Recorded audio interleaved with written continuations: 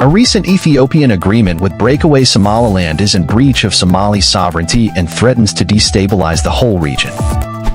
On January 1st, a controversial memorandum of understanding was signed between Ethiopian Prime Minister Abiy Ahmed and President Musa Bihi Abdi of Somaliland, a breakaway region of Somalia. Purportedly, this agreement grants landlocked Ethiopia a 20 kilometers piece of coastal land for establishing a naval base and the right to build a commercial port. In return, Ethiopia said it intends to recognize Somaliland as an independent country, making it the first nation to do so. Ethiopian leaders have said that this move is aimed at correcting what they frame as a historical mistake of not having access to the sea. But Somalia holds no responsibility for this supposed historical injustice. Ethiopia lost its coastline after Eritrea gained its independence in 1993 following a three-decade-long war. Moreover, Ethiopia's claim that it needs access to the sea to grow its economy conveniently ignores the fact that its economy became the fastest growing in the continent after it became landlocked. Now Addis Abeba's actions are threatening to spark yet another war in East Africa. Unless forces of reason prevail among Ethiopian leaders, the whole region could be dragged into conflict. Two desperate leaders. By all accounts, this provocative move is rooted in the profound domestic crisis confronting the leaders of both Ethiopia and Somaliland. Prime Minister Abiy Ahmed, the 2019 Nobel Peace Prize laureate, governs a fractious Ethiopia, grappling with widespread ethnic conflicts and increasingly intensifying armed rebellions. Ethiopia's government, emerging from a devastating civil war in the Tigray region, faces fresh pogroms by rebel forces from the Amhara and Oromo communities, the two largest ethnic groups, challenging the authority in Addis Ababa. Regionally, Ethiopia is in a precarious position. The détente with Eritrea is crumbling as mutual acrimony between Prime Minister Abiy Ahmed and President Isaias Afwerki of Eritrea intensifies. Tensions with Egypt over the Renaissance Dam are reaching a boiling point, as Cairo recently withdrew its representative from a platform for negotiations on how to share the waters of the Nile River. Relations with neighboring Sudan are not at their best since December, when PM Abiy extended a red carpet welcome for the leader of Sudan's Rapid Support Forces, a staunch foe of the Sovereign Council that rules Sudan. Economically, Ethiopia is experiencing severe financial strain. Last month, the government failed to pay $33 million in interest on its international government bond, and in recent years, it has struggled to maintain sufficient hard currency, restricting the movement of United States dollars out of the country. The official exchange rate is considerably lower than that of the black market, a reliable indicator of deep financial woes. For Abdi, the leader of the Somalia breakaway region of Somaliland, the situation is equally dire on the domestic front. Last year, he lost approximately a third of the erstwhile British Somaliland territory to SSE of Kadamo, a regional administration recognized by the federal government of Somalia.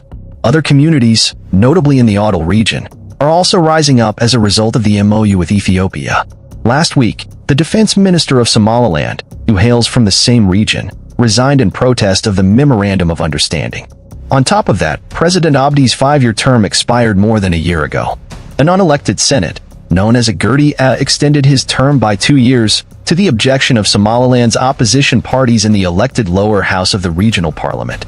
This Memorandum of Understanding, therefore, is widely seen in Ethiopia and Somaliland as a desperate attempt by their leaders to deflect attention away from their deep domestic troubles. However, the global response and domestic reactions have been remarkably swift and consistent. Diplomatic backlash? The Memorandum of Understanding has been met with a swift and unanimous international response, affirming the inviolability of Somalia's sovereignty and territorial integrity. Major global and regional powers, including the African Union, the Arab League, the Organization of Islamic Cooperation, the European Union, China, the United Kingdom, and the US, among others, have stood firm against Ethiopia's violation of the sovereignty of Somalia. There was an agreement between Ethiopia and Somaliland, which about port access, Ethiopia, of course, being landlocked.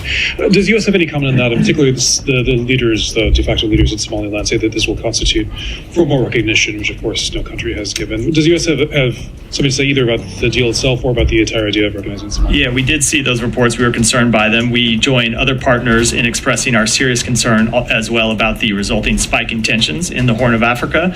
We urge all stakeholders stakeholders to engage in diplomatic dialogue, and the United States recognizes the sovereignty and territorial integrity of the Federal Republic of Somalia within its 19th. China's strong response is particularly significant given Somaliland's ties with Taiwan and Somalia's historic support for the One China policy. Russia, on the other hand, has remained silent, possibly seeing an opportunity to further its strategic interest in the region. On the African front, Ethiopia could find itself in isolation if it proceeds to recognize Somaliland and violates a founding principle of the African Union, which is to safeguard the territorial integrity of member states. Ethiopia's reckless action could lead to a campaign to move the African Union headquarters from Addis Ababa, as it would be deemed inherently unfit to host a union built on respecting the sovereignty of all member states. Moreover, the vast majority of African Union member states are principally and politically opposed to recognizing secessionist movements, as that would open a can of worms across the continent. Regional stakes. The Memorandum of Understanding threatens to reignite historical hostilities between Ethiopia and Somalia. The two nations have a history of conflict, notably the 1977 to 1978 war and the 1,600 kilometers (994-mile) border between Somalia and Ethiopia remains officially disputed. This latest move by Ethiopia is by far the most significant violation of Somalia's sovereignty and territorial integrity since its independence in 1960. Should Ethiopia proceed with establishing a naval base in Somaliland, Somalia's strategic response would be multifaceted and equally dramatic. Among the proportional countermeasures it may undertake, Somalia would almost immediately sever diplomatic ties, eject all Ethiopian forces from Somalia, and suspend virtually all commercial transactions. That might include banning Ethiopian airlines from using the Somali airspace, a move that would almost certainly cripple Africa's biggest airline and the largest source of hard currency for Ethiopia. Additionally, Somalia might seek to sign strategic defense pacts with Egypt, Eritrea, and other countries as part of its long-term territorial fortification strategy. Such moves would not sit well with Ethiopia, and the resulting escalation could trigger a regional conflagration in the Horn of Africa, already one of the most volatile regions around the world. Perhaps more ominously for regional stability, the Ethiopian action could radicalize tens of thousands of young Somalis who are already outraged by what they view as a historic enemy dismembering their country. Coincidentally, it was Ethiopia's 2006 to 2008 invasion of Somalia that gave rise to Al-Shabaab, the most violent militant group in Africa today. This MOU would be the most poignant recruitment tool for violent extremist groups as well as for irredentist movements. Options for de-escalation. In signing this MOU with Somaliland, Ethiopia gambled on a rules-based international world order, weakened by the wars in Ukraine and Gaza.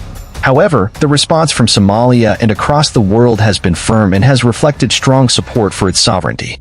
Rather than pursuing this dangerous path, Ethiopia should engage directly with the federal government of Somalia to discuss cooperative arrangements, such as the utilization of existing Somali ports, following the model between Djibouti and Ethiopia. This approach would be more conducive to regional stability and respect for Somali sovereignty, unity, and territorial integrity. Somalia has repeatedly affirmed its willingness to engage constructively with Ethiopia on mutually beneficial trading arrangements that include the usage of its ports by its larger neighbor to the south.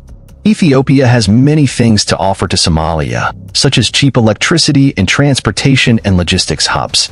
But the path that Addis Ababa has taken with this memorandum of understanding assures a mutually destructive outcome for both countries. The only difference is that, more than most countries around the world, Somalia knows how to survive, and even thrive, under a comprehensive state failure. Ethiopia, on the other hand, wouldn't be able to cope with the resulting conflagration. Join us by subscribing our channel. Share your thoughts in the comments section below. Thanks for watching and see you again.